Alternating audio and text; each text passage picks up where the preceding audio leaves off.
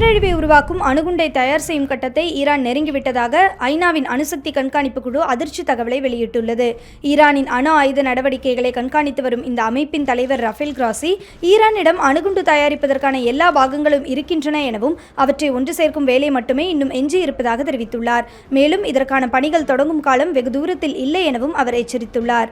அணுசக்தி தொடர்பாக ஈரான் மற்றும் அமெரிக்காவுக்கு இடையில் ரோமில் நடக்கவிருக்கும் 2ஆம் கட்ட பேச்சுவார்த்தைக்கு இந்த தகவல் பின்னடைவை ஏற்படுத்தலாம் என கருதப்படுகிறது. அணுசக்தி தயாரிப்பின் முக்கிய மூலப்பொருளான யுரேனியத்தை செறிவூட்ட தங்களுக்கு இருக்கும் உரிமை குறித்து பேச்சுவார்த்தையில் விவாதிக்க முடியாது எனவும் ஈரான் திட்டவட்டமாக தெரிவித்துள்ளது.